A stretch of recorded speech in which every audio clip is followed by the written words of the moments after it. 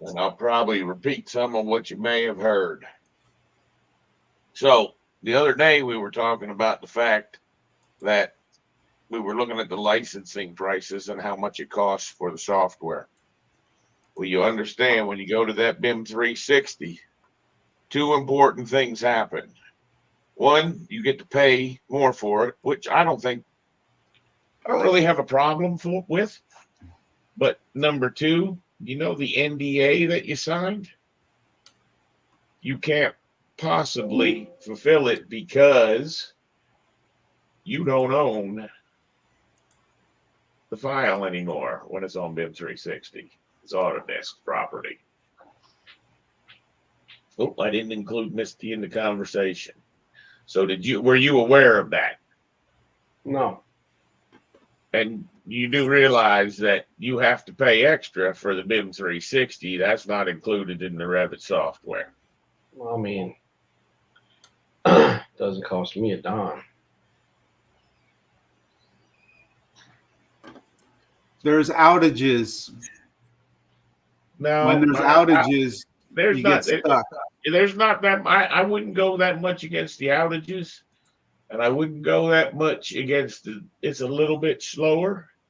And I do hear what you're saying, but I think we might need to think about a better way to check in and check out a drawing. Oh, I definitely agree with that because, I mean, it is slower. I'm not going to, sugarcoat anything. And it's more painful to set up. It's more painful to use. But, I mean, if I'm sitting here and tell you that I just lost here and there 2 hours worth of work. Well, see, and that's where I'm saying that 2 hours worth of work. We just need to decide if Misty even accomplished 2 hours worth of stuff last night. Misty, do you recall what you did in the mechanical last night?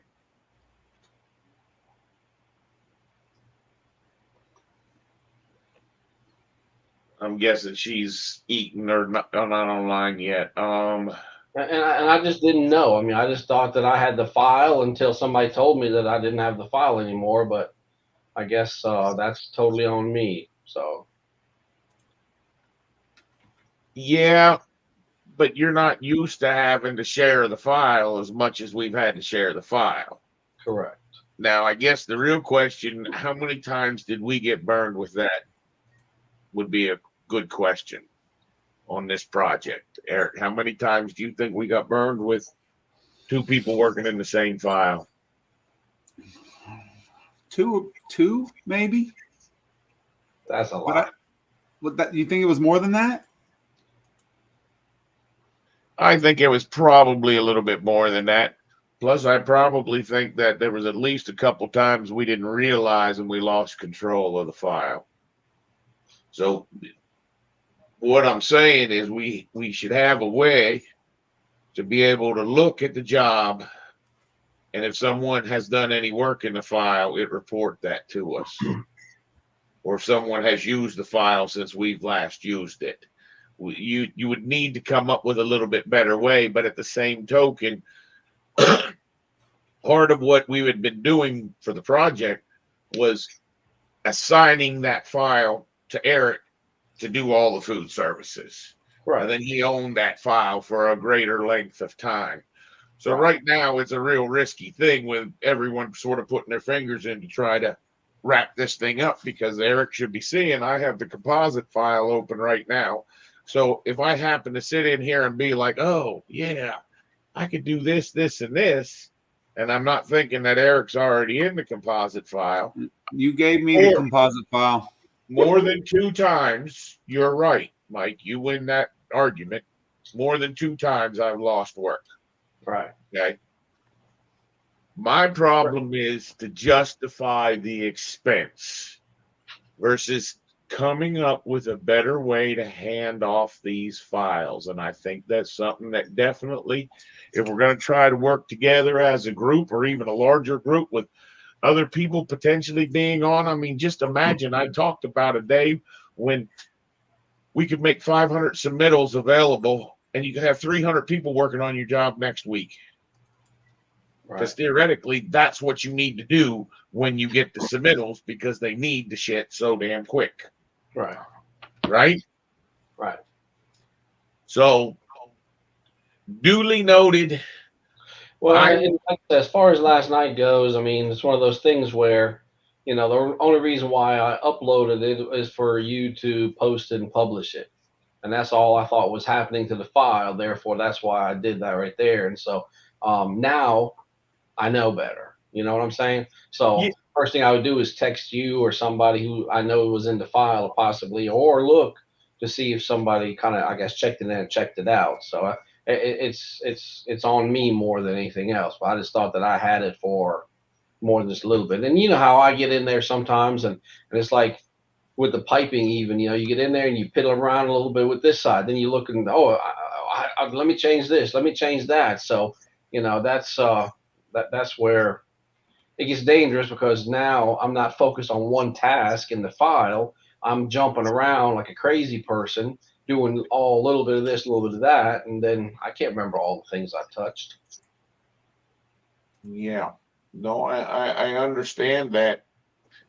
But I'm sort of envisioning that whoever's in that ownership seat, like you're in right now, Yeah.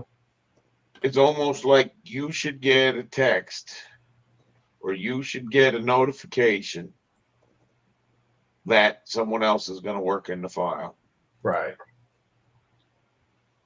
Or you know how sometimes you open up a file and it says that somebody else is active in the file or something like that? That would be great. If somebody made some modifications, you get some kind of little screen that popped up that said something along those lines. Well, I think that sort of occurs if you try to work off the Google Drive, but I don't like trying to work off the Google Drive. In other words, opening the file directly from the drive. Right.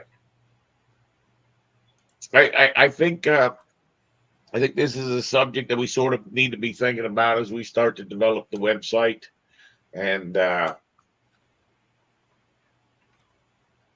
because it's a very valid point. And what you would want to do is you would want to be able to quickly give that ownership position to another person because they may be taking that file over. But Right. we got to think about that. I apologize. I didn't even realize you were going to go into the mechanical. More appropriately, I just would have assumed if you were going to go into the file that you would have downloaded it. Yeah, like I said, just not knowing. It's more on me than you, so it's all good. Well, I will tell you what was done to it was the things that we needed to pick up for the Navis meeting that Jair never could really verbalize. So I had to go back and watch the videos and find the Starbucks ductwork that needed to be moved and to raise that one exhaust duct up, which I explained I thought I explained that to you. We might have been in an earlier stream. It looked like it didn't make sense that exhaust was going there. Well, what happened is it used to have to cross under some steel, but when we got to Ramsey's 12 kitchen, all we did was throw the shit in there. No one went ever in there to try to. I mean, at Christmas time, I said they could have saved a lot of money on this job had they rerouted it in shorter paths. The same thing sort of happened. Right. They didn't reroute it in shorter paths.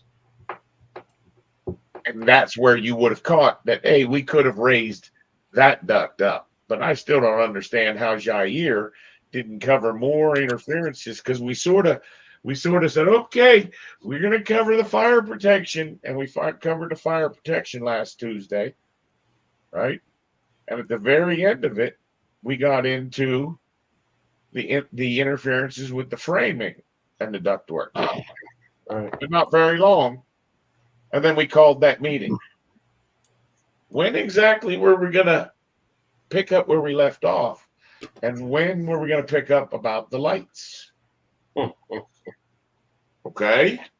Yeah. So that's where, to an extent, right now we have a better capability.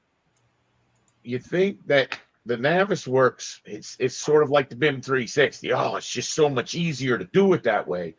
But if you're not intelligent about this, the better way for us right now to look where problems are is anytime that Tyler, Ginger, really Jason, anyone that they have time is to walk through the model and look where the problems are going to be in the installation. Right? We because you guys all have Navis, or you all have the Deluxe. And what I think really needs to occur, I think we need to have a stream during the day, possibly tomorrow, could be Thursday. I don't care, whatever works the best, where we watch these Deluxe videos and learn to run them a little bit better. Now, ironically, Deluxe wanted to meet with me tomorrow on a team meeting. So Friday doesn't work bad for me either. But the idea is, instead of us trying to fix every little thing that's wrong about this model, what we should all be doing is spending some time, a lot like you would, and I'm hoping Tyler will key in here. You know, lots of people walk through these big buildings with guns to shoot other critters and things that are going to attack you. Why can't we walk through this building with that same kind of mentality as a video game, find our problems, and fix the big problems? Do you hear the soapbox I'm on, Mike? And I want your feedback. This doesn't work too well if it's just me, because there's lots of people that are doing these videos, and it's just going to get lost in the sea of videos. But what I'm looking at is we have a capability with the amount of people that we've got on here, with both young blood and old blood and 4 seasoned BIM people. That's valuable if we can put our heads together to help wrap this job up, number one, and to help to bring this new blood up in a way of, okay, not here's your BIM standards. You've got to draw everything and do not think and do not do anything outside the box. I don't want to go that route. I think that route's a dead end. I think that route leads to the kind of teams that we've been put on, where you're sitting there saying, this is the dumbest thing I've ever done. Do you understand where I'm coming from, Mikey? Yeah. So what I really think should be happening right now is us identifying in this model, okay, here we have a problem in this room, okay? Because after all, this is a stupid example, because this is one you would think would be caught by an interference, and it's not actually even one, because we've moved our purple duct, but you can see that return duct, or that return diffuser, right? Mm-hmm. That return diffuser's got a damn sprinkler head in it. Now, sprinkler heads can be moved, and they're on flex, so it's not a big problem. Right. That's where I'm saying what we need to do is, Ginger and Tyler add such an advantage, because when someone comes in the field pissed off, you should see what the hell they drew. We could come up with a solution, come up with a confirming RFI. This is what we're going to do. And unless someone overrides it, then you've basically assumed permission to do it. Does that make sense? And that's what I think. There's a lot of power in the Deluxe that I'm going to try to learn tomorrow.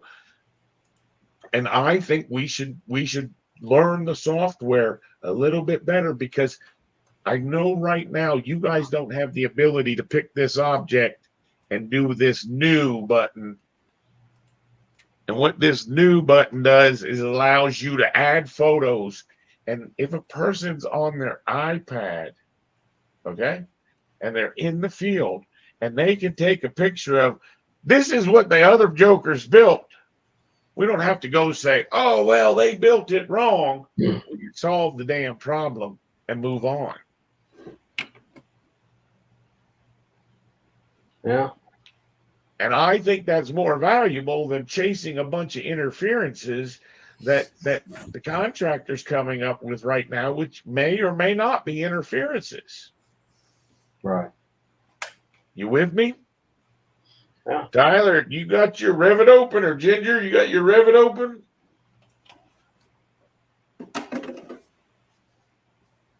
Boy, Yes. Hey, Brian. yes. Is there any way that I can, I mean, I didn't get to hear a lot of the conversation because my audio is just giving me such a hard time. But is there anything I can do to help Mike? I don't mind taking all the ducks and the hoods and just copying and pasting them into his file that he has, because I That haven't would done. work. That would Huh? work. That would be a typical knee-jerk response that would cause more problems than good. Sure. Okay. I Okay. just want to make sure. Sure. Misty, what if you're still listening? Yeah. What I told him was the only thing we did was move that ductwork in Starbucks, and we moved that one exhaust air. You didn't Oh, do yeah. anything with the exhaust yesterday. That exhaust stuff was already all done. We already had all that done. So Yep. theoretically, I don't have a problem with Mike just giving it. We'll use Mike's file, and we can make those changes Oh, again. yeah. That's what I quicker. said. Thank you so much. I know he's jumping around in the file, so. But Misty. you said something that concerns me even more. Are you swapping those units out for the vendor supplied units? And approximately how many places did you do that for? You talking to me? Yep, I'm talking to you. Yeah. I changed one that's in the electrical room over there. That was the old style, whatever. And then the only other thing I did was move them up to the 14 foot to the bottom of the unit. As far as and then there was the FC19 was labeled as FC45 or 44 in that electrical room, so I renamed it. I mean, as far as the FCs go, I mean that's the majority of it. There's one that looked like it was floating, and I'm not sure because it's a valid one. So it's out in the middle of nowhere and in the parking garage or parking garage entrance area. Parking access. Yeah, so I was gonna get you guys to help me look at that right there and see if that's real or because there's no piping that I saw and maybe it's just a view I was in, but Yeah, you can probably just delete it because it's probably just an extra one that was copied and there's nothing hooked to anything. Probably. Tyler, you had it going. What's up? Share it, buddy. What's going on? Oh, I knew you were opening. Open something up. Show me what you got. Have you drawn anything? No, I kind of haven't had time since we did anything Sunday. I get it. I get it. I think we all get it. I think I played with these stairs a little bit, but that was it. That's fine. Ginger, did you draw anything? You're on mute. Yes, I did. You did? You want to share it? Not really. Not really? I think we all understand that feeling. Well, then we'll make Tyler be the guinea pig, but you need to help him out for Thursday's meeting. All right? Try to. Is your software working? No. That's I mean, the problem. the trial's working. The trial's working, but not your license. No. Okay. That's what I guessed. Okay. That's what I guessed. And I've been thinking about some options. And to be honest with you, I haven't finished yet, but I think I might have a computer for you. Okay. Because I really don't want you to go. There's too many people I've watched throw away money thinking that they can buy themselves into a BIM career. And I don't think you can buy your way into a BIM career. But I also don't think you should be iced out of it just because you weren't one of the lucky ones. So let me keep racking my head a little bit more and we'll see what the heck transpires. But hopefully we'll get you a license so we don't have to keep using Tyler. But I would guess Tyler doesn't really mind because it really helps the person who's driving it when we do these lessons. No complaints here. Right? Didn't you learn a lot more by me walking you through the path? Understand that the only reason I'm showing you through these paths of where to find this stuff is once you know your way through the woods, then you can be in pretty good shape. But there is a problem with Revit. In these woods, there's a lot of swamps. And if you start going into a swamp and doing something a very, very slow way, like I'm not lying to you. You remember that stippling that we put on there to make that thing look like stucco? Yeah. I want you to be more realistic. If this is a garage, you're probably not building it out of masonry. It's probably going to be metal panel. Yep. Will you please add metal panel to that wall? Because this is a problem that a lot of Revit users would have. And this is no lie. Hopefully the experienced people will laugh. But I've actually watched people draw model lines every 6 inches on all their walls to represent that metal panel. Okay, so your first idea was see if there was a good wall style. See if Autodesk gave you a good wall style, right? Nope. You just stop where you're going. You stop where you're going. Stop altogether. Hit escape 2 times. What you need to do is you need to affect that material, that actual wall. Now, Misty brought something up last time, which it's sort of funny because everyone always says it. Always duplicate, always duplicate, always duplicate, because you don't want to mess up the other thing. But you see, if you've only got that one wall style used in here, what your better choice is to pick that wall. Pick one of those walls, just one of them is fine, and go to edit type. See, now anything we do to this structure, we're going to do to all those purple walls everywhere. So I want you to go into edit structure. And it took me forever to see this. And I guess it's even sort of bad, but do you see where it says exterior side, interior side? No. It's in caps lock. It's right at the top of all that stuff. What that's telling you is that's the outside of your wall, and the inside is telling you it's the inside of your wall. So as we go down this list, finish 1, number 4, or type 4, scroll back up there. Finish 1, number 4, EFIS exterior insulation, 3 inches. That's the first material you got in your wall, and it's on the exterior side.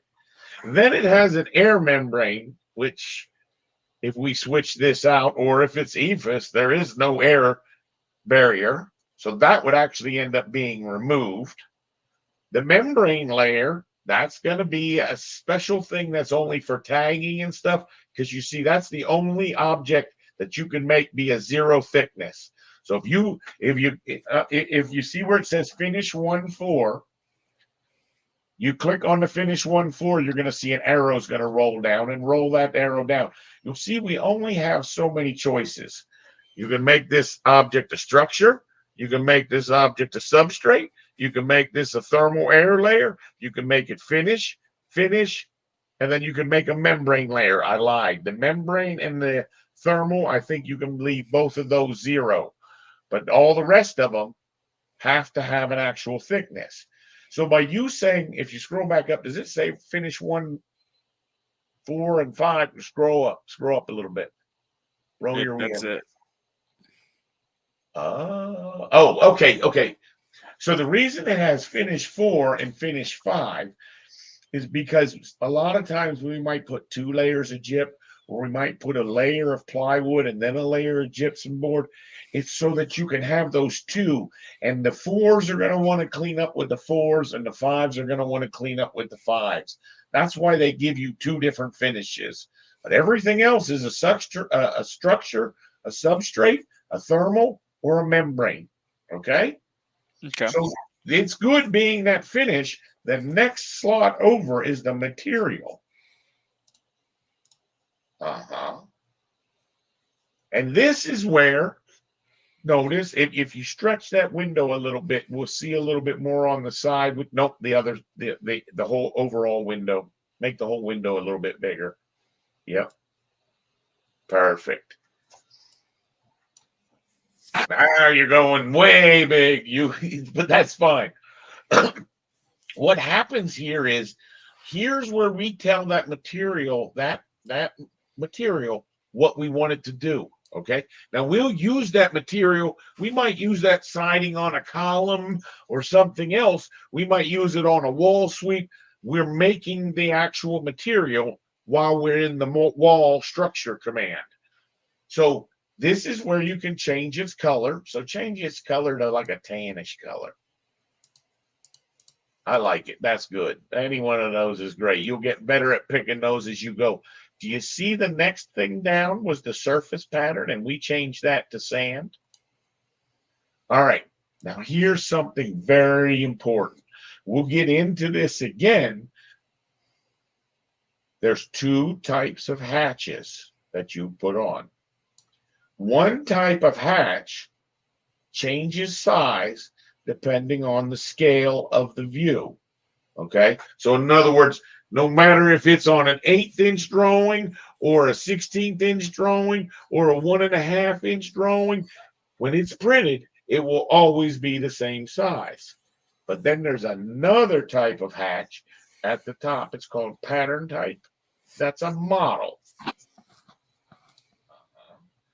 Pull that window up just a little bit. Oh, I didn't see it. We're just cropping off because of our pictures. All right, you're good. You're good. So what happens is these are the kind we use for shingles and for anything that we want to be an appropriate size. So if we know we got this metal panel and it's got basically ribs at every 4 inches, we could make a new material if we don't see one that we like. So we go down to the bottom by the pencil. Right next to the pencil, next to it is create. And we say create anew. And the reason I'm walking you through this, those little buttons, those are going to be in families on parameter types. Those, once you understand where those buttons are, then you'll know where to get them. So make this say metal panel. You want this metal panel to go vertically or horizontally? That's the 45. Nope. If you go to custom, that would allow you to use a fancy type hatch, like maybe came from AutoCAD. All right. And what's the spacing on those parallel lines? You have it at 8 inches right now. Maybe put it at 4. That's great. Go ahead and do OKs all the way out of here and watch what happens. You didn't name it. So go to the pencil and name it metal panel.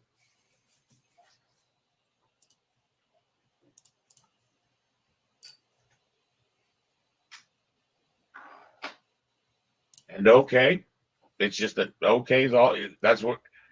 Sometimes you'll hit the enter. Oh, keep on okay, and I just keep on okay, and I want to actually see what happens. Look at that. Now it sort of looks like metal panel.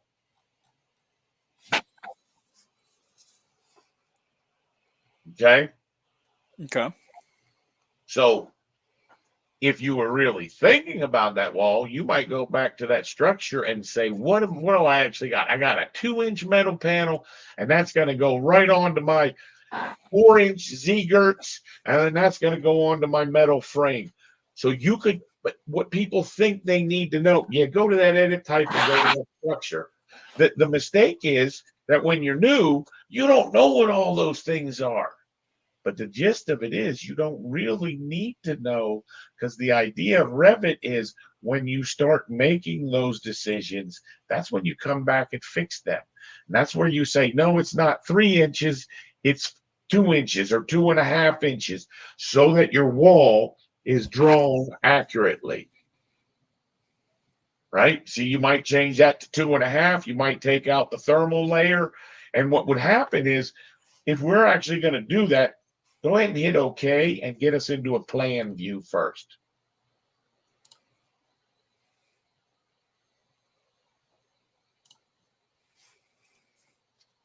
There you go. Get us into a plan view and zoom into a corner.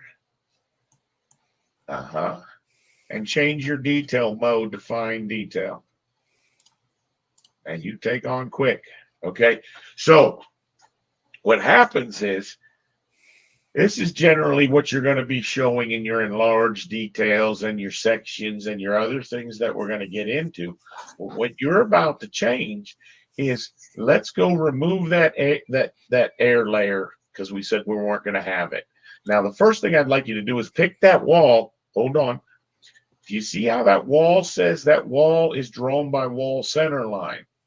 The mistake I made multiple times when learning was, if you don't put all of those walls to the outside edge or to the inside edge, now you're only doing it for one. So hit escape, pick on that wall and right click and say select all instances. Entire project. Now change them all to say either interior, finish face interior, or you might say the finish face of the core, or you might say that's perfect. Finish face exterior, I love. All right, perfect. Now pick it twice in white space, pick one of those walls and edit the structure. And let's watch what happens when we get rid of that air layer. Now, how do you get rid of it is the question. Pick once. Don't put a 0. Down at the bottom, right below the interior side says delete. Right? And that's how you get rid of one. How do you think you add one? There you go. And what do you think you need to do if it comes back after your senior architect or someone smarter than you says, oh, dummy, you got to put the plywood on first before the membrane? That's where you could take the membrane layer and move it up or down. Does that make sense? So now that we've gotten rid of that air layer, right? We got rid of that 2-inch air layer. We can hit OK and watch what happens in the model. Notice how we got rid of that 2-inch air layer. The shop got bigger. And the shop got bigger. Correct. Now, you might find that if this thing is as tall as it probably is, it's probably going to be, let's say they're going to build it out of 6-inch metal studs. So why don't you go change it to 6-inch metal studs? Yeah. Yeah. Oh, it is 6-inch metal studs. So maybe it's 8-inch. Do you see where it says structure? Now, my quiz for all of my experienced people. What's special? Do you know what's special about that core layer, that structure layer? It cleans up with other structure layers that are one. Nope. The thing I would say, the big thing about the core layer is, do you remember when we tried to draw a roof or a floor? There's a checkbox that says go to the core layer. See, because if it's a 2-story building, we want that framing to actually rip through those studs, and that's what it's going to actually do, so that the stud stops and starts, even though the wall is continuous. A lot of people will tell you, oh, it's the best practice is if you have a 3-story building, is draw 3 walls on top of each other and stack them up. That's the best way to get your sections to read. It's not true. The core boundaries, the 2 in the core, are very important for how they integrate with roofs and floors. Okay? So by all means, another thing, you're probably not going to be putting in 1/2-inch gypboard because that barely exists. Normally, we always put in 5/8 because that's normally what you can buy at the hardware store. That would be a more realistic wall, right? Mm-hmm. What you're looking at, just checking. I was just waiting to see if you were done there. Another thing that I would probably try to propose a little bit is, a lot of times I like to look at this stuff in not the wireframe or the hidden line as it's shown right now. See what it looks like in the shaded. See, you can act, and that's all. Remember, you told it my metal panel was a little bit green. You could tell it that my studs maybe they're not gray because they're not metal. They're actually going to be wood, in which case I would make them 5.5 inches. I could go adjust the material on there. Now, here's the benefit, and it's where we're going to get in. Go ahead. I like it. So see where it says structure? Let's say that's a wood stud. Okay. If it's a wood stud, that would be the first thing you'd want to do. I think it all depends. I think there's one down there that's framing. Nope, they don't have one for studs. By all means, you could create one. You could duplicate it.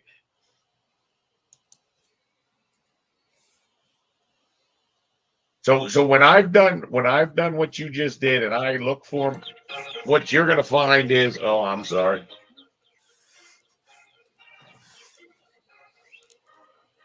Oh, someone take over. It's my daughter.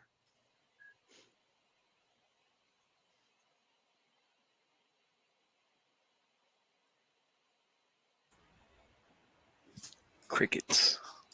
Who's taking over?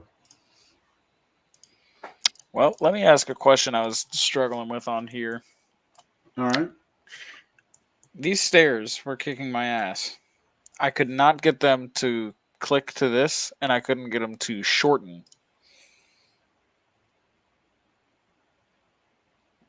I tried changing this, and I can't edit that for some reason. I tried messing with this, and it just kind of shortened the steps. Didn't quite do exactly what I was trying to get to. All right. Mike- Go back to plan view. Okay. So if you click on the floor just so I can see how far that stair is actually going. Usually I can see through the floor. Is that where the stair stops right there? It's just really steep. Yes. My goal is to kind of get the stairs to only be, half would even be kind of long of the distance. This is kind of just supposed to be an oil pit. Did y'all What's section that? do? I'm sorry. Go ahead. No, go ahead, Misty. I was just saying it might be better if we could see it better if you draw a section from top to bottom of your screen and cut through that stair so we can see what size, what level you want it. Maybe just to get an idea. Gives you better How do I section. do that again? I don't. There's remember. a shortcut for it right up above where your cursor was, right above annotate. There's a shortcut. Looks like a section head. Click that.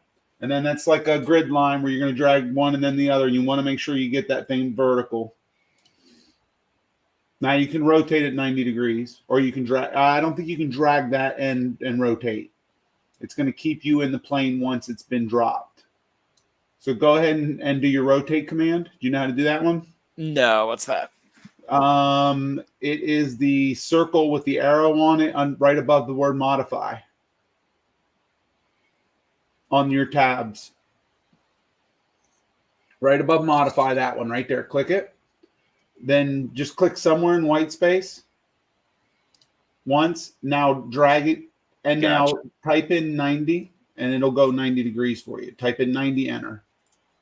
Got it. Then Thank go you. ahead and put it over that and go to that view. Stretch it out to cover the whole opening.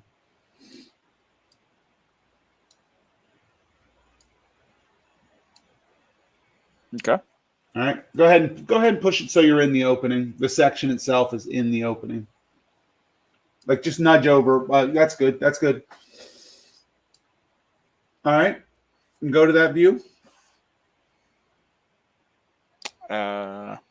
You can, You can. click on Oh, like- I'm sorry. I apologize. You can double click on the arrowhead. If you click in white space first, click in white space first.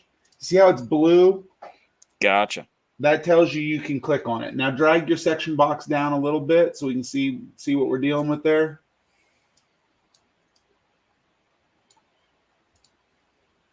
Okay.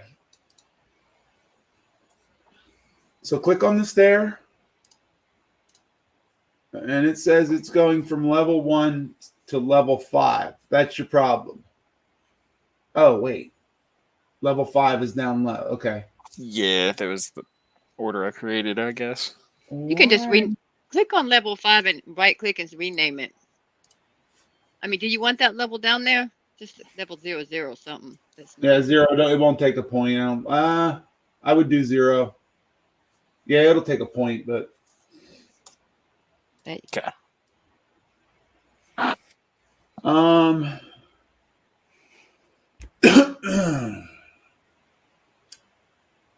How much did you tool around with the guts of it? Because if you did, we might want to just draw a new one. What's going on? What's the? I don't even remember. First of all, thank you guys very much for doing that. So you're fighting a stair. The best thing to do with the stair is in your plan view. So what happens is right now it's scroll up on the properties and it's supposed to go from level 0 probably to level 1. All right. What Yes. happened? What you want to do is you want to go back to your plan view and you want to redraw that guy. You wouldn't think that would be the case. Double click on it. All Well, right, I just even said we might want to redraw it. So, or yeah. Yeah, delete everything you've got and then go back and do a run and see it'll do the calculate again for you. Nope. Modify creates there. It's already on it. The run. Nope. I got Run. you. And see, now when you pick it, It's starting Ah. from level 0. You want it to start from level 1? no, he's right now. Okay, See? perfect. Yep. There you go. Gotcha. Okay. And the so last step is actually the slab you're stepping up onto. Yeah. Yep. And we're going to show you how to do all that stuff a heck of a lot better when we get deeper into stairs. But this is a common one for stairs, ramps, and railings. That a lot of times the best thing to do it really the ramps and the stairs is the big ones, is because that run recalculates itself. A lot of times it's just best to delete it and replace it when you've changed your start and your end offsets.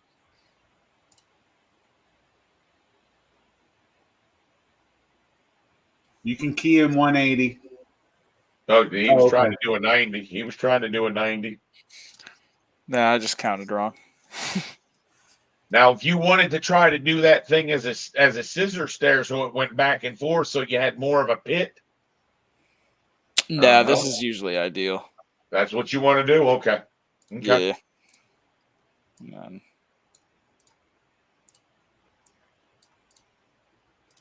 Cool. The big one that got you is if you've already got Started that on the run wrong level. drawn, it can mess you up a little bit. I see what I did now. I didn't even have level 0, I think, when I first put it in. That's And correct. then I put it in trying to fix it, and I see what he was saying. I kind of messed around with it too much, and it was gone. Yeah. And then you're like, why can't I get it to fix? And there's just sometimes some things it's easier to redraw than it is to try to fix. Now, you know what you're going to need around there is you're going to need concrete walls that are going to be retaining walls. They're either going to be block or poured concrete. They're going to have a footing underneath of them as well. And then a slab in the bottom. Don't forget the sump pit, because you're not going to want that thing to become a swimming pool. Exactly. All right. And then from that sump pit, you're going to start to do some plumbing, because we need to get you guys on that systems tab, because that's what we're really after. We're just trying to give you an exposure to the rest of the Revit. I Right. thought you were going to annotate stuff. We are. We're going to go cool. into that level 1 right now, and we're going to go talk about the annotate. Oh.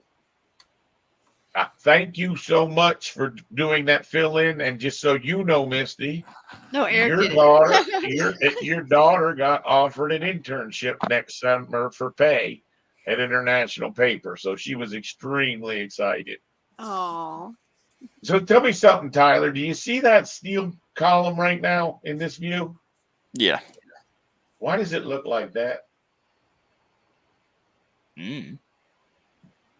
You do know, though. It's your detail level. Take yourself up to a fine detail level. Ah, there she All of a is. sudden, it'll look a lot better. Okay, because steel in a coarse mode is nothing but a line. We're going to I see find that. that same kind of thing is true of the duct and the pipe. Okay? Mm-hmm. And also remember, typically when we get into the actual drawings, most people don't do this, but once again, taking that to a shaded view just makes it pop off the page. I've even had architects where I show them how to run shadows on this stuff, and then it really starts to give this really neat effect. But the drawings shouldn't look the way the drawings always have looked. And I would have hoped that if you've seen the drawings in the field on the job we're working on, that those drawings are not what most people's drawings look like. Most people's drawings are in black and white, and you can't really understand them. They almost look like black and white spaghetti on the sheet. We don't need to be like that anymore when we're working with Revit if we can control our materials. Especially when you're trying to figure out where to put hangers. Yes. Yes. So let's go to our plan viewer, level 1. And we're going to go out to the Annotate tab. All right. So you would think that the linear dimension was the most commonly used one, but it's actually the aligned dimension is the one we typically use. Eric or anybody, do you know when you've used linear? I've never been able to really advise someone of a good time to use linear. I haven't used it. You don't use linear, Eric? You don't use linear, do you? He might not be there. And Mikey, do you use linear? All right. We'll assume that I'm right about that. No one uses linear. So go aligned. And then I want you to zoom in there because you're going to try to get the walls. We're going to basically be dimensioning the walls. Now, do you see what it's doing is it's going to that wall center line. But if you look at your speedometer area, remember where I told you I want you to, right, we can change that to the faces of the walls. Sorry, Brian, I was walking away when you said something to me. Yes, I usually use the align. You don't use, I'm trying to think what you use a linear for. I don't remember.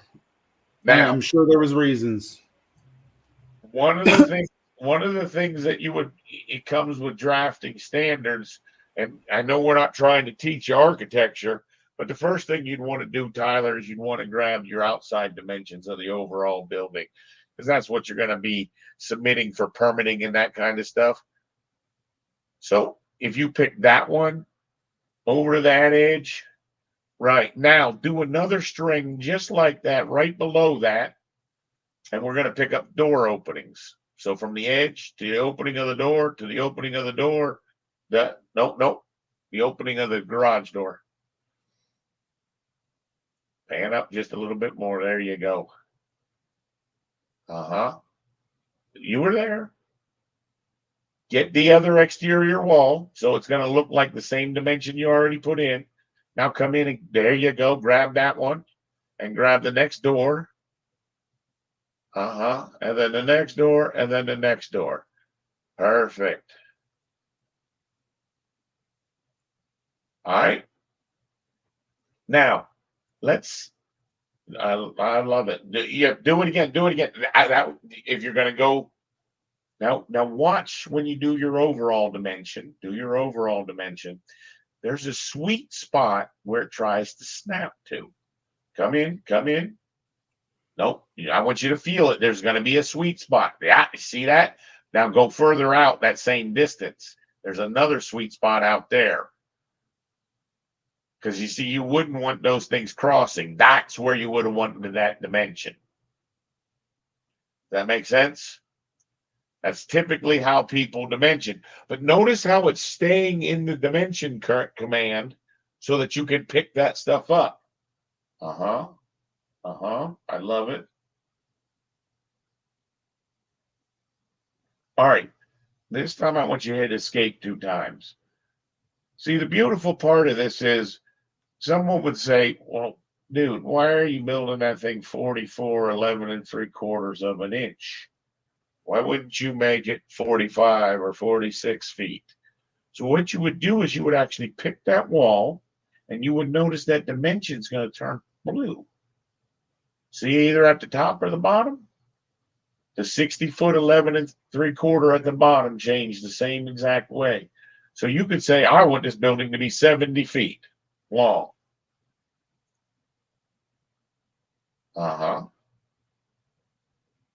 did I do? I made it too big. Undo it. Maybe it was 67 feet. Oh, 61 feet. Or maybe you would take the wall, then the dimension. 61 feet. I'm sorry about that.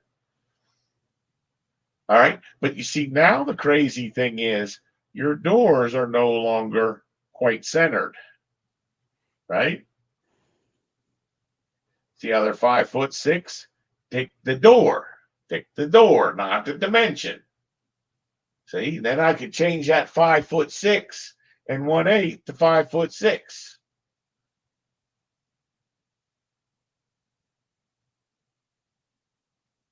Nope, 5'6".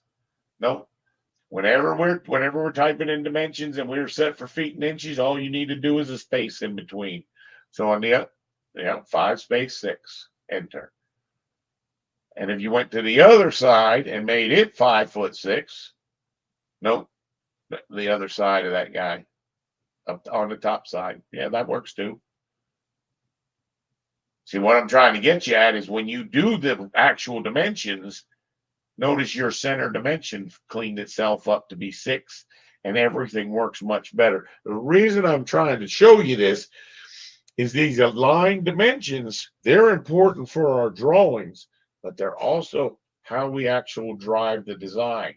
So a lot of people think I should put all that stuff in real accurately. I should make sure I drew the building 60 feet or 45 feet or whatever it is. With Revit, when we put the dimensions in, if we understand the idea about clicking on the object and controlling it with the dimension, that's a real important part of Revit. Okay? Because you're going to find that those dimensions are rounded somewhere. So in other words, it might have actually been 45 feet and 1/8 inch. Then you would pick up. Believe it or not, this would be the third. Nope, you close that out. Typically I like to close them out. That'll tell you never to duplicate the dimensions. But you should have had one more dimension on that wall, and it should have been edge of wall, edge of wall, edge of wall. That edge of wall to the bottom edge of wall to the top edge of wall. Nope, not the door, not including the door. Right. And that should actually be the third dimension in. So you go from the biggest dimension, hit escape 2 times. Pick that one dimension. Nope, pick the overall dimension, your big dimension, and drag that out to the left. There you go. So you're one placing the doors. It should really have a dimension to that wall break. So what we do, nope, that's good. We'll pick on it. You see how it doesn't have a tick mark right there?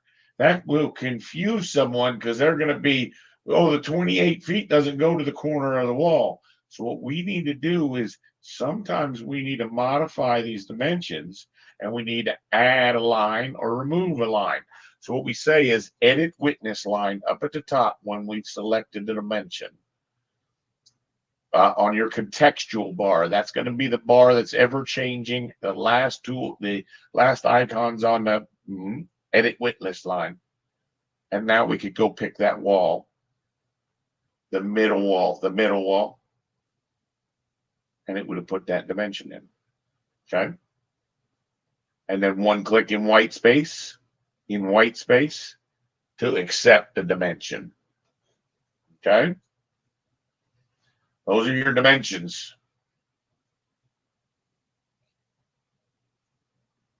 And see, if you walked around the building and made those dimensions a little bit more logical, right? Now, I would tell you, the guys in the field are going to like it better if you go 54 and we don't go 45, we go 46, depending on what you're building out of. You don't need to change that by any means, just trying to give you a little bit of a pointer. All right. When you change that one, that's going to mean your doors are no longer centered, right? Remember, we don't pick the dimension, we pick the object.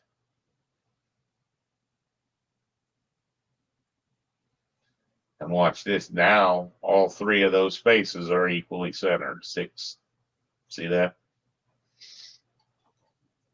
Now, sometimes what we like to do is people don't want to try to lock all those dimensions down. And you see those 3 6 feet dimensions.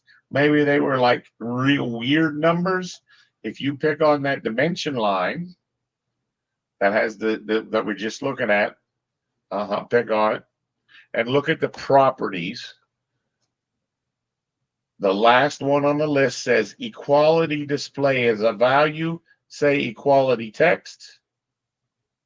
And what you're going to find is you see how it now says, look, put 6 foot in the center and those two ends are equal. Okay, that's equality display. The angular dimension, that's typically going to be when you have some walls that are non-90 degrees in there, but you could do it with 2 90-degree walls. Just test your angular out. Now you would pick another wall that's at another angle and it would show you that angle.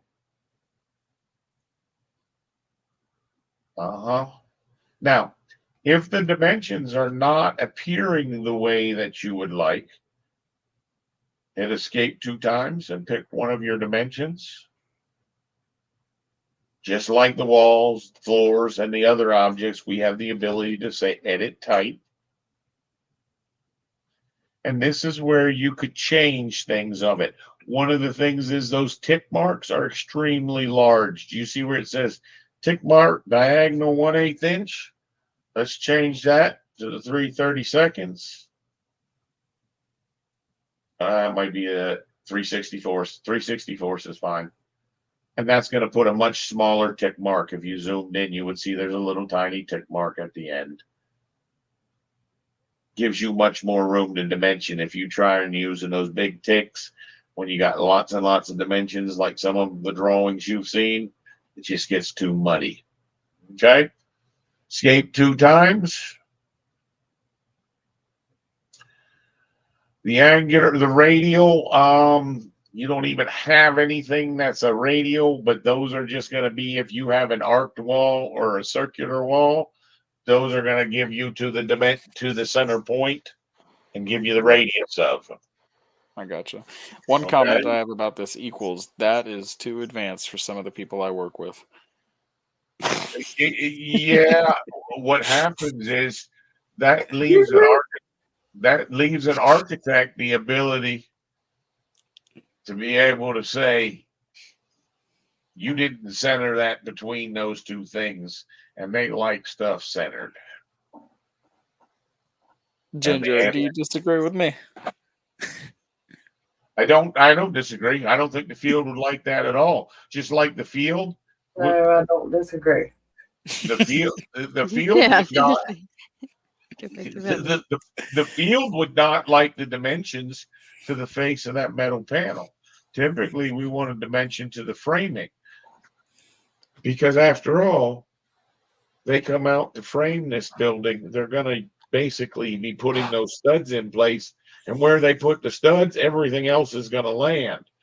But most people don't do framing plans anymore and don't dimension it by the framing. But yes, I get what you're saying. It's much easier to throw those numbers so that they can read it from either direction, isn't it? Yep. Yeah, I agree. Because I can just see somebody getting this upside down and seeing what the hell is QE. And then they're calling you, wasting your time. You're talking about real world situations, huh? Yeah, something like that. I've definitely never seen it. You've never seen it? Oh, it's been there. It's been there. Arc length, without having an arc, we can't do anything. The spot elevation is really a cool command. I like that when you just hover over it. it shows this little demo. And some of those are videos.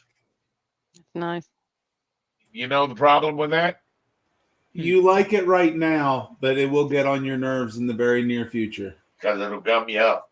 Because it'll kick into that, and you're That thing right there will stay visible until you go to and do another command, and it might even stay on for a little bit longer than that. I have some with dimensioning that stay on for a long time, and I have to close the view. Oh God.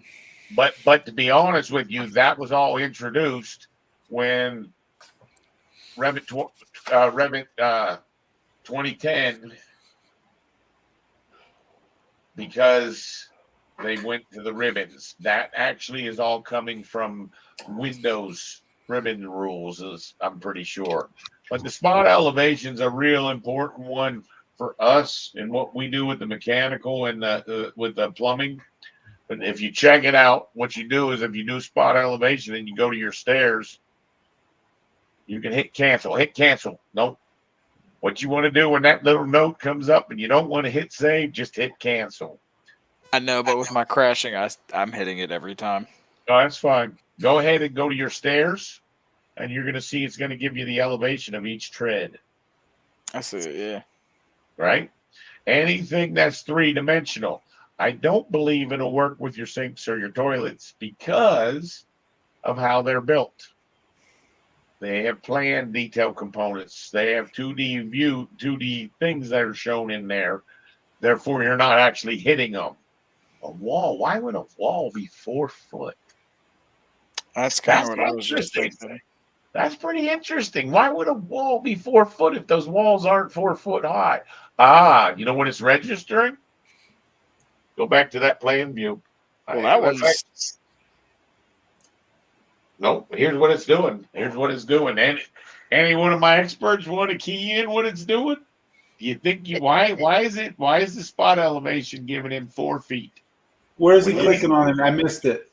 No, I watch. I don't know. Annotate spot elevation. Why is that saying 4 feet? Is that where your floor is at? From actual elevation, he's probably set to the basement elevator, the 0 elevation. I don't know for sure, but let's try this. Escape 2 times. Nope, right there it's 0. Yeah, well, that's because he's hitting the floor. But watch this. Watch this. I can make that say 5 feet. You ready?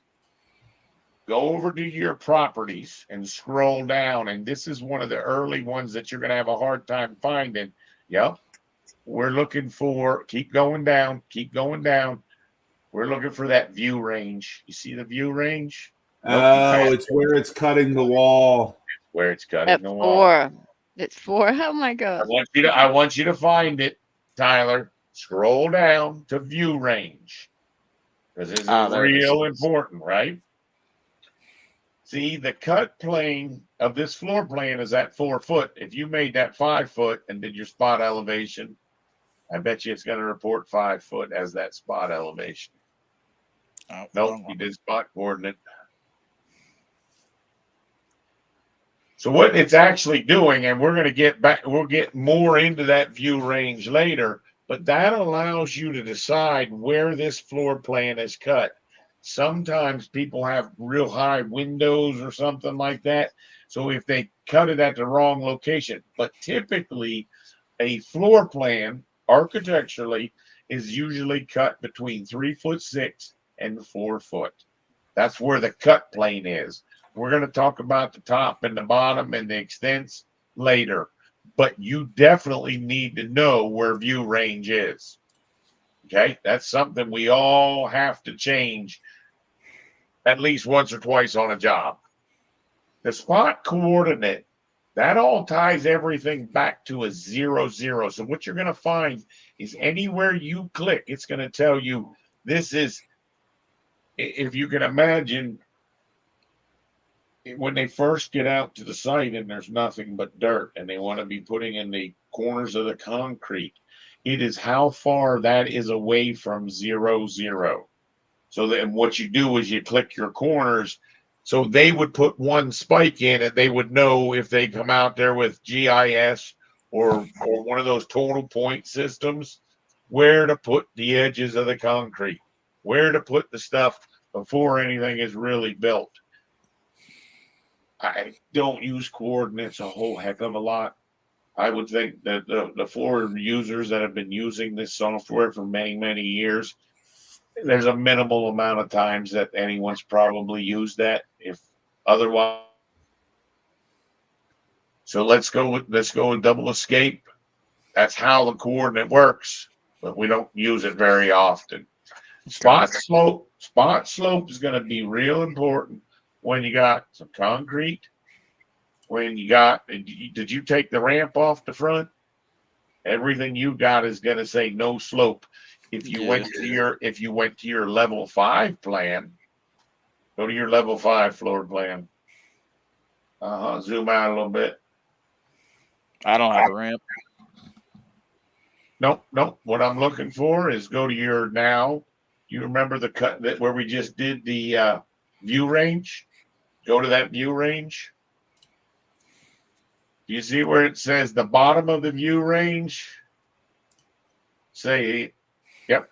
Nope. The one that you were on. Let's say unlimited. Oh, I know what it is. View 5 is probably down low, isn't it? It's view 0. Which one's Yep. When he renamed it, when we were looking at the section, he told it not to rename the view with the name that he put on the thing, on the tab. All right, how about you go to the site plan? How about you go to the site plan? That's your roof, right? Try your spot slope now. Telling you where it slopes and what the slope is. Okay? Okay.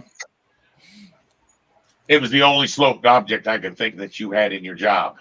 Yeah. Without a ramp.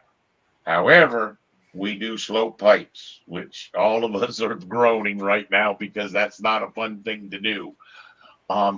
If you hit escape 2 times, all of the we're done with the dimensions at this point, but I want you to understand that all of the dimensions have the ability. I want you to pick one of your dimensions, either in level 1 or site. I don't care which one. Pick that slope arrow. Pick edit type. Scroll down a little bit. You see where it says units format? Yeah. Nope, the one above that. That's the alternate units format. Nope. Next box up. That one.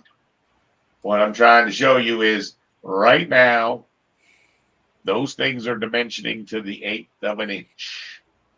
This is where you can set that accuracy. You might also say, well, you know what? They don't want to know 1/4 inch per foot, but they want to know the angular dimension. You see where it says rise over 1 foot right now, just above that? This is where we can say I want you to tell me that in percentage, slope, decimal degrees, rise, ratio. Just say decimal degrees just for the heck of it. And see, now your dimension would come out as a 1 degree. And go change that accuracy. Scroll down.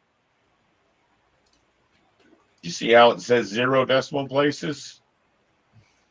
Leave it as your decimal degrees. But nope, you were there. Go to the unit format. See where it says 0 decimal places?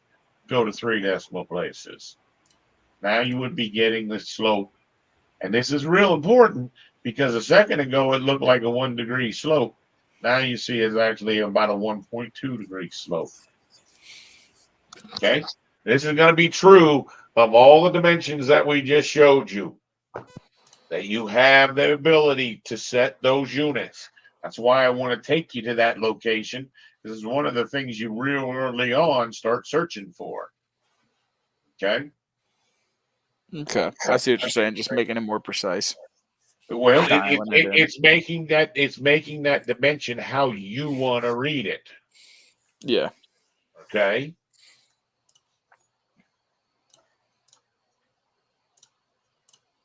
You're gonna tell them how to secretly. Oh, go ahead. Sorry. Go ahead. Go ahead and tell me. No, then anytime when you were putting all those dimensions on that plan, Yeah. what if someone comes to him and says, this building is 40 foot, but I really just need you to fake it and say it's 35. That's just the unit rounding, right? No, how you would make that 54 say 35. How would you do that? It's a Oh, trick how that would I needed to know for a long time for dimensions. People used to fake it with an asterisk in front or something like that. Yeah. what do you got for the fake method? All you do is you go zoom into that 54 into any dimension that you want. Yeah. Double click on that 54. Go to, it says 54, but go to replace with text. And then right click in that box and go to insert and then national digit shapes about middle there. And then you can type anything you want, any dimension you want. Type 45. Well, feet sometimes that thinks it's text, but Why the right click? Where did you learn that trick from? you I'll didn't be know honest, I that? didn't know this. I didn't know this is new to me. Thank you, Misty. Sure. My old friend who's in heaven named Brian taught me this. Wow. I want to understand that a little bit more. I'll have to look at that later offline. How would you have done it, Brian? I would have said, what is your problem? Why are you not drawing to scale? But That's what I thought. details, when you're drawing details and you just want to draw a dimension real quick and you want it to say 3 feet, you want to fake it. That's a good way to do it. I still would say, why the hell aren't you drawing it to scale? It's going to come back to bite you in the It ass. will come back to bite you in the butt because you will forget, or someone else will not know that it's been done. Yeah, But yeah. A plus for the trick. This is where I say that even people with experience can walk away with some kind of benefit from these sessions. So thank you, Misty, for doing exactly that. Get us back to the Annotate tab and let's see where we are next. We stuck at spot. All right. Remember I told you in the beginning, don't ever draw a model line. What we want to draw is those detail lines. Okay. And now you could draw anything. You could draw something you pretended was a chair or a dining room table, or this is where I'm going to put the fireplace, things that you might not be able to find families for if you want to draw lines. Now, typically, the lines that I am drawing are going to be ones that I'm using for construction purposes. Like, let's say I want to put 4 chairs around a circle. So go ahead and draw yourself a circle. Remember how to draw the circle? Hit escape. No. Hit escape one time. Whenever we're in the line command, there's the little draw in the contextual menu. Remember where contextual menus are? Nope, the top end, the last, very end. See where that green thing is? That whenever we are in a command or we pick on an object, that menu is going to change. So if you drew that like 5 feet or 4 feet or something, perfect. Now we've got this line in there so that if we go place a component, so let's go to architecture and place a component and pick a chair. I don't even have a chair. Well, what do you do then? Load model, right? And you would go to furniture. It's going to take you a while to get this nailed down where these things are. Seating, pick a chair. Oh, expensive. Because we have that circle, if you go to that circle and hover over the circle, this is where we then hit the space bar. Hit it so it's facing into the circle. Oh. See, now you could put chairs in a circular pattern around there. But you couldn't do that if you didn't draw that line. Now, if you had kitchen equipment or other things that you couldn't draw or you didn't have the models for, that's what the draw line You can do. It's really not the BIM way to do it. The real BIM way to do it is to build that family and put it in there. Like I said, typically when I'm drawing lines, it's only for me to geometrically build something, to decide I want to divide this in 3 or to come up with an angle or something like that. But if you're going to draw a line, please don't be like Mike and don't draw model lines. Draw detail lines. All Point right. finger there. Oh, he heard it. If he didn't, maybe he will later. Go back to that annotate tab. So the next one is going to be the region, and there's going to be a masking region and a region. But let's just draw that region first. Okay. Now, this is going to need to be a closed shape. You're up on your, there you go, draw a shape. And say finish. And what you're going to see is it's going to be a hatch pattern. Now, if you go pick on that and you go to your properties, you could change that to another one of those hatch up a little bit. You could change it to another one, right? And if there wasn't one in there that made you happy, you could pick edit type. Make a new one. You can duplicate it, name it. That's what Misty told you the other day. You duplicate, and then you might name it. There you go. Then you go to the pattern. And this should look just like on our materials. And remember when we did that, this is nested in the material. So it's much better for you just to put the material on the object to get your hatch. But if for some reason you're trying to hatch an area, like let's say in Ramsey's kitchen where you're saying this area is not done yet. That's what this is. This is a 2D sticker on your 3D model. These things that we're using on the Annotate tab, they're the only things that don't get placed in every view. They only get placed on the view you put them on. So if you dimension the doors on your floor plan, it's not going to be dimensioning the doors on another floor plan that you might have happened, even if you duplicate it. So go ahead and hit OK. And OK. Then there's a couple things. If you'll just drag that over so it's like halfway on your building, just click and drag. Nope. Click the edge and drag it. There you go.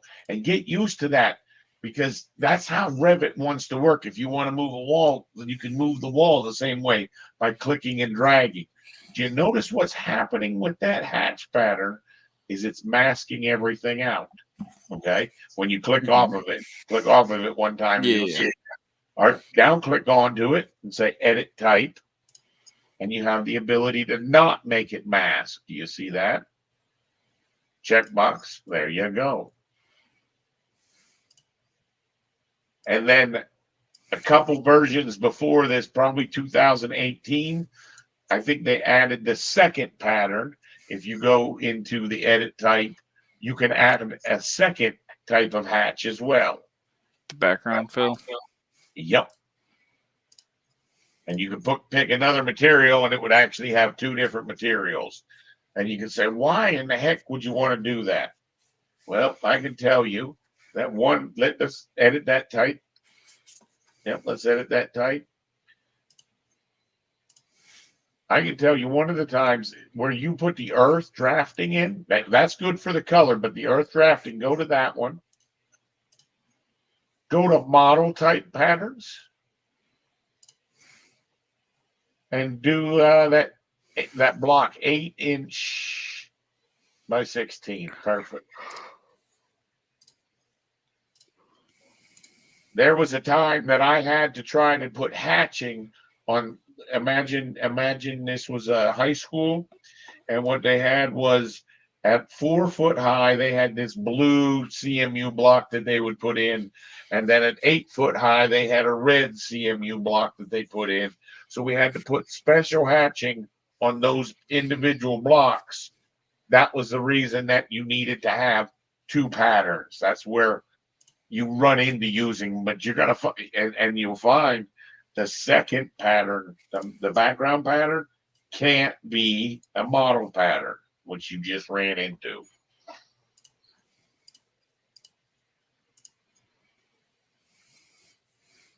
Interesting. I see what you're saying. Yeah, because I tried to copy and do two model, like you were saying, make one color, one the other, which it would have just kind of overrided. Yeah, well, like I said, that's sort of the reason. Like, let's say you had some shingles that had special fire treatment at a firewall, and you wanted to specify those shingles as looking different than the other shingles. That's the reason for that background pattern. Okay. Mhm. And then the twin brother of the region is the masking region. So go to that, go underneath region where you were drawing, go to the masking region. Now, this one, you're not going to be able to see anything when you do it out there. This is a can of whiteout. Go ahead and hit finish. Just a whiteout. Now, the interesting thing about that is if you edit that boundary, remember, you can either do that by double clicking or saying edit boundary. If you pick all those outside lines, do you see the line style up where up in the contextual menu for those? Make that say invisible lines. Oh, God. Now this is, you see how you can white things out so that you can fake something else in? That's what the masking region is intended for. And then the trick of it is you could hide something that's actually in your model, and now you could draw lines on top of it.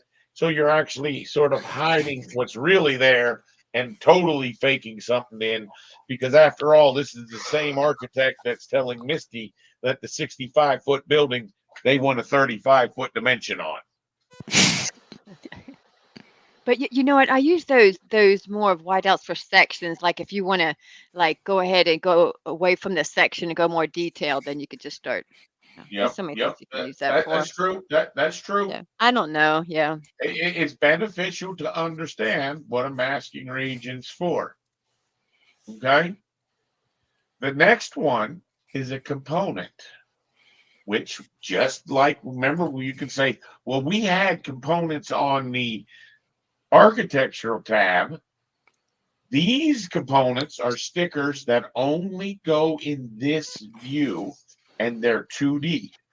And you see there's not very many of them. Okay. So if you actually go ahead and put that 12 by 26 right next to that column you already drew. Now, go to your 3D view. Look down in there. You're not going to see that second column. It's just a 2D sticker to try to make that view look better. It's not a 3D object. That's what's special about the Annotate tab. It's only for that view. And you might do that because maybe you're just trying to propose to your client or your boss or whoever you're working with some ideas, and you don't want to tear up your model. Maybe you actually are just doing some sketching. Well, we could lay the room out like this, or we could do this. And that way you're not affecting the model, just a view that you could print on a PDF to get buy-in. Does that make sense? Right. Like instead of doing one column, hypothetically. Correct. If you got more stuff on your roof, like, oh, yeah, I got you. Or maybe you're just trying to show more detail than you actually want to draw in the model. Like when we start getting to these sections and these things, because you got to remember, a lot of times they'll give you a blow up at the door. Okay, so like zoom way into the door. So they might want to draw the little stud that's there and how the waterproofing wraps and all of that stuff. That's what we're going to do with detail line, regions, and components. The component being the smartest, the detail line being the dumbest, in that order, right? Components the smartest, regions a little bit dumber than the component, and then the detail line is the dumbest of them all. So that's why eventually you go away from drawing those. Okay? And then the revision cloud. I've seen these.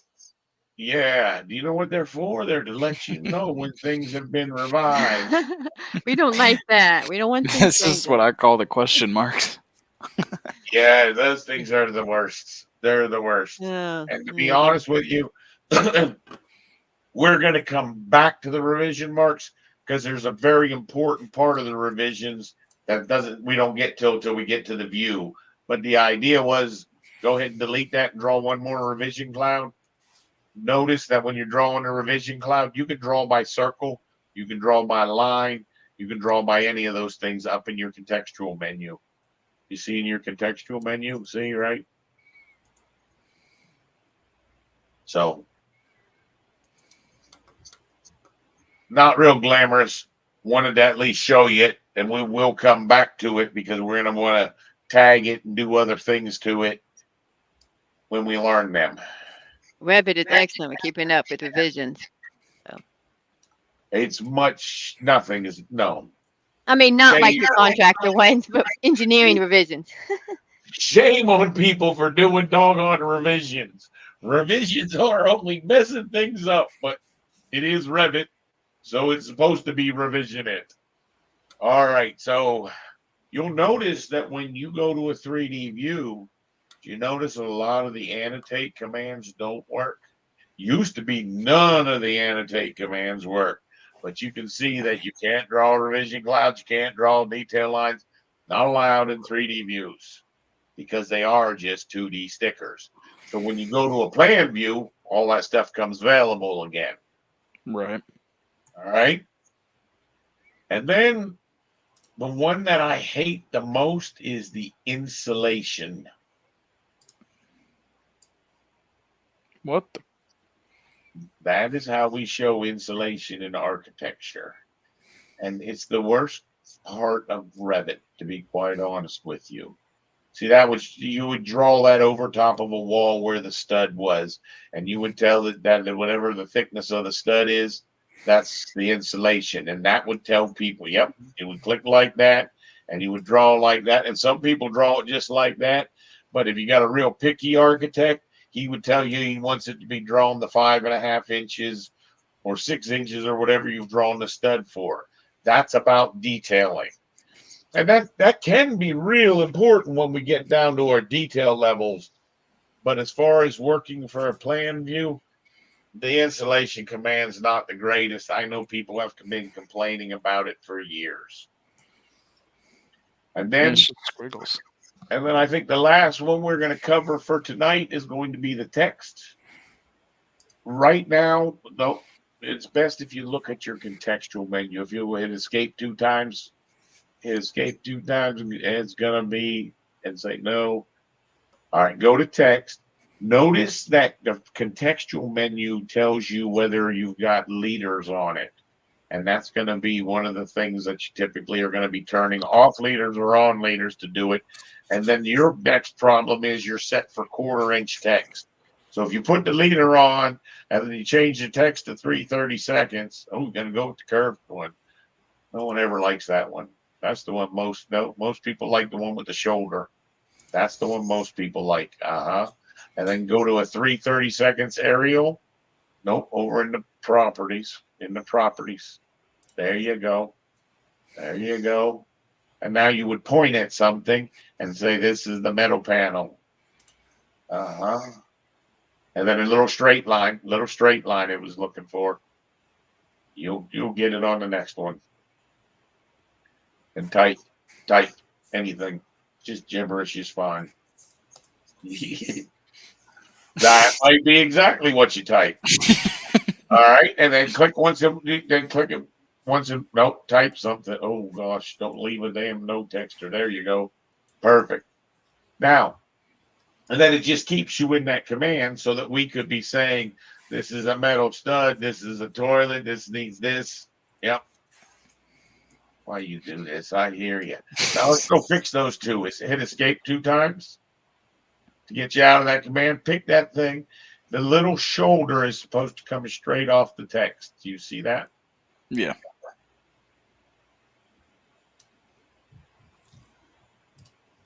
You put them right on top of each other. Fix it. There you go. And then come around to the front. Come around to the front of the O. Yeah, there you go. Nope. Down. It comes out level. Hi. See how it wants to stick when it gets to horizontal. You'll feel it. There you There go. you go.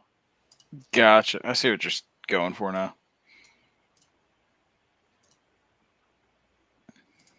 Now, if you pick on that piece of text, you'll notice the contextual menu says that you can add a leader on the left or the right. So if you want to point at a bunch of oopses, you just start clicking that. And click it again, it'll put more arrows out there. Very good with putting that shoulder in there. And when you need to move the text this time, go ahead and move that text, but know that your arrowheads want to stay there. So you see, when you do that, you move everything. Now, if you just click on the text once, and you see the little crosshairs. No, there you go. There you go. Now that'll stays keep pointed. Yeah. Now, no matter how many arrowheads you have, it'll keep them pointed where they are. Okay. Now, text is weak. What we actually want to do, what we're going to cover on Thursday, is going to be the remainder of those annotation tabs. We got through the dimensions. Everyone's got to do. Like I said, for our work, we're going to also need the spot elevation and the spot slope and occasionally the angular. The rest of those things, the detail line, the region, the component, there's very little of that used on the documents that we've created, because what we do is we do it all with the tags and the rest of the commands in there. I gotcha. Now, the irony is, you know how you went back and deleted all that stuff? Mm-hmm. The easiest way to delete that, I'm going to show you. Watch this. Go over to level 1. Over in the browser where it says level 1, right click and say duplicate, and say just duplicate. Don't duplicate with detailing. There you go. Everything that was a detail that you drew tonight is wiped out.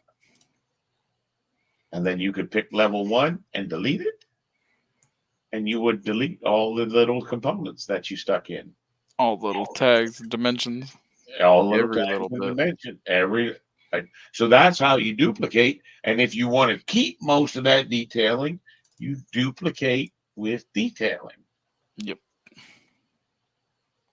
And since we're going to get into views next time, I'd like you to play with duplicate as dependent and see if you can figure out what the reason for it is, because that's one that some people still struggle with after 10 years of using this software. Okay, you'll have to play with it. We'll show you, and it'll make all the sense in the world. You definitely would not need it. Hint, hint, on a project this size. Okay. I see what it's doing. It's bringing its own little branch out. Yeah. But that's pretty obvious. I think we all know that that's a branch. I want to see if you can figure out what's the purpose of it for our next meeting, both you and Ginger. So that's your little bit of like homework. Try to develop this a little bit more. You saw what I did with the dimensioning. Get your dimensions on there. Make your dimensions good whole numbers. Make this design a real design. Okay? And like I said, we'll go through the powerful ones, which are going to be your tag and your material tag and your multi-category tag. And the rest of it's pretty simple. You're not going to need beam annotations. So we're going to rip through that next section of the annotation in probably 10 to 15 minutes. And then we're going to get into views. And then we've covered probably more than half of what people say of what you would cover in a class if you took a 2-day class for certification on Revit.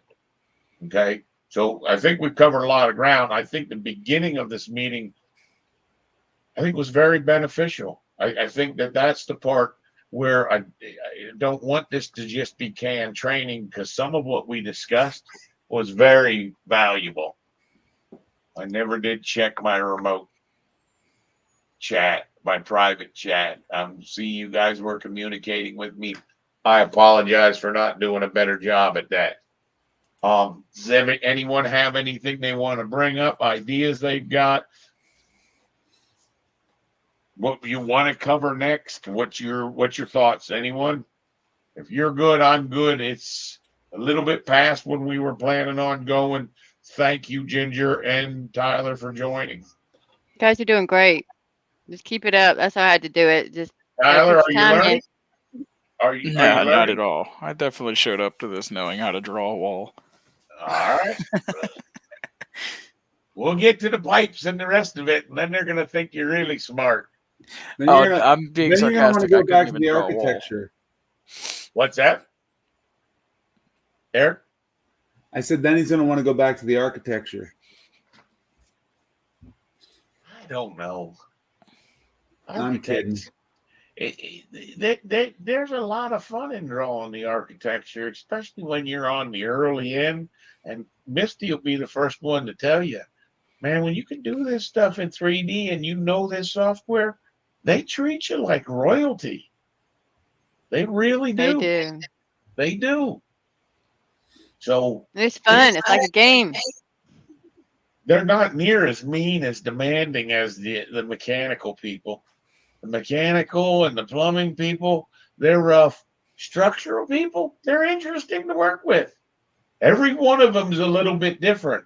My recommendation to you is if you're going to do this as a career, you better realize, look, it's about the whole model. It's about the BIM. It's about all of that. That's what you want to be able to do. And you don't want to have to require all the different people to do each of their own disciplines, because that gets back to what Mike brought up in the beginning. If you can't control something, it feels completely out of control. And if you're only doing the mechanical or only doing the plumbing, Mike would be Mike dropped off, but he would be one to tell you that it's real frustrating when you don't have those other disciplines under control. I mean, that's kind of what I was telling you. If you don't understand what you're doing and how it affects the other trades, actually building this shit, I mean, I can only imagine how gnarly it can get. Well, you would think the building's more complex than it actually is, to be honest with you, if you take the time to learn the different disciplines. And that is going to take some time.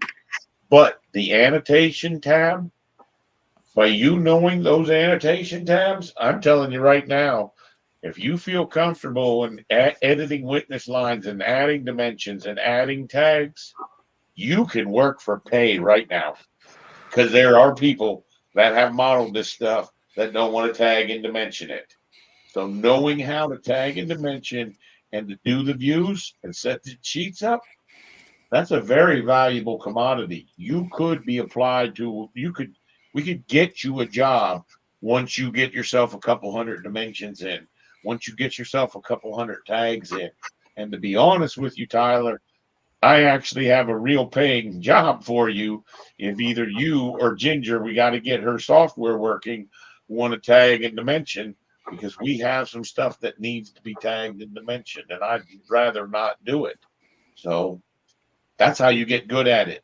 But I don't want to burn you out, because I did do that to my daughter. She probably would have been in these classes, but I made her tag and dimension, 8 hours a day for one too many days. And now she no longer likes BIM. She didn't get to see all this good stuff that we're drawing. Yeah. She doesn't want It to was touch hard no to more. wait. It was hard to wait. It wasn't consistent, so it was hard. So Keep drawing. Ginger, let me try to work on some kind of ideas on how to be more creative. I still appreciate you joining, so you can at least watch these. And remember, you can always go back and watch them again. We got through most of the annotate tab. We'll get through the rest and the views on Thursday. I appreciate you guys showing up. Believe me, I don't want to do it any more than you, but it's actually a little bit fun when we get on here. So I appreciate you showing up. Thank you, Eric. Thank you, Misty. Brian, Yes. I posted the composite file, so I'm out of everything. We can talk tomorrow about what you want me to work on next. All right. Awesome. Everything's dimension tagged for the panels. Excellent. Excellent. It's sort of funny because what we'll do tomorrow is we'll set up the rev, which is in the views, and we'll get this next rev out. And then I think we should be ready to hand it over to Mike so he can just have the files. All right. We're drawing close to a completion on this thing. Thank you guys. I hope you all have a good night. Don't work too hard tomorrow. You as well. Thank you. Night. See you Hi, guys. guys. Bye.